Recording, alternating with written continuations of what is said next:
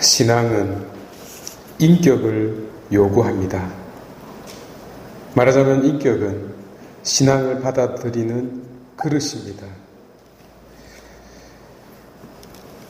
신앙과 인격이 이런 상관관계가 있다는 것은 우리를 적잖이 놀라게 합니다만 깊이 되새겨야 할 내용이 되겠습니다.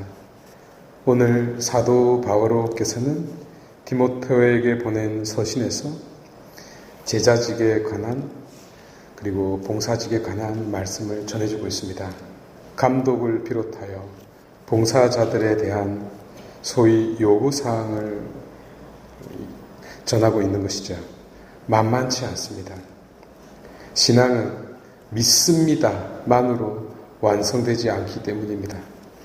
그래서 제자됨은 쉽지 않습니다. 하여 언제나 이를 생각하고 살아야 되겠습니다. 바오로는 감독에 대한 이야기를 먼저 꺼내는데 감독은 오늘날 주교님을 말합니다. 주교가 되는 자는 절제할 줄 알아야 되고 신중해야 되고 단점도 단정해야 되고 손님 접대도 잘해야 되고 가르치는 능력도 있어야 한다고 합니다. 똑똑해야 된다는 거죠.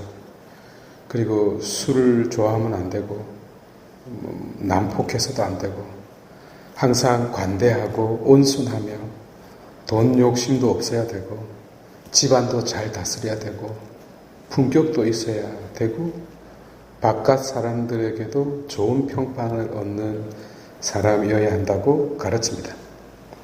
그런 사람이 어디 있어? 한편 봉사자에 대한 이야기를 합니다. 봉사자 또한 품위가 있어야 되고 일구이연을 해서는 안 되며 술을 좋아해서도 안 되고 부정한 이익을 취해서도 안 되는 것이죠. 안 된다고 말합니다. 또한 깨끗한 양심을 가지고 믿음의 신비를 간직하면서 주님께서 다시 오실 때까지 흠잡을 데 없는 자여야 한다는 거죠. 특히 남을 험담하지 않는 사람이어야 하고 절제할 줄 알아야 되고 모든 것에 성실을 해야 된다는 거죠. 그런 봉사자가 어디 있어? 여기 지세포 성도분들이 있습니다. 아멘, 할렐루야. 제가 말씀드렸죠. 신앙은 사람이 되는 길이라고요. 그래서 끊임없는 교육과 수양이 필요한 이유입니다. 참고로 초대교회 시절 그리스도교에 입교하기 위해서요 3년 동안의 과정이 필요했습니다. 그리고 이 3년 동안 부지기수로 낙방했습니다. 얼마나 어려웠는지 모릅니다. 초창기 교회 때는 고해 성사도 없었어요. 그래서 내가 세례를 딱 받는 순간 죽을 때까지 죄를 지으면 안 됐습니다. 그런 각오로 세례를 받았습니다. 평생 죄를 짓지 않는 그런 마음으로요.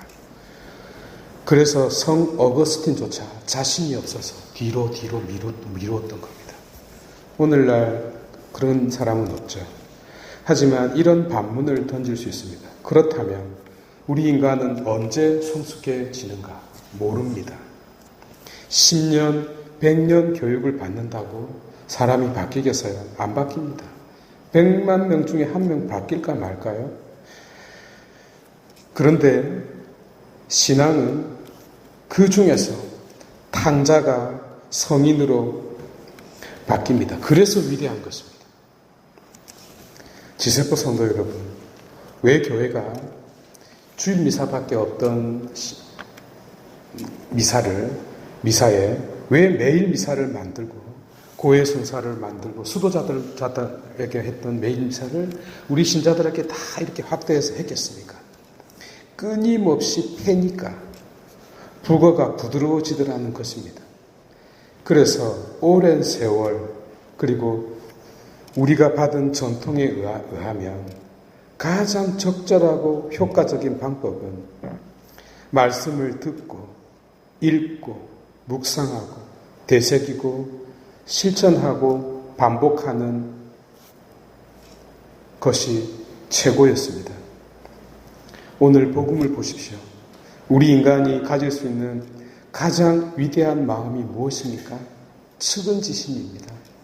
사람에 대하여 연민의 마음을 가질 줄 아는 것, 외아들을 잃은 그 어미의 마음을 헤아릴 줄 아는 것, 그 눈물을, 그 쓸려져 나간 그 가슴을 위로할 줄 아는 그런 마음을 가지는 것이 가장 위대한 겁니다. 그런데 이 마음은 우리가 오직 복음을 읽을 때에만 느낄 수 있고 내 가슴이 움직일 수 있는 것입니다. 달리 방법이 없다는 것을 깊이 되새기도록 합시다. 봉헌할게요.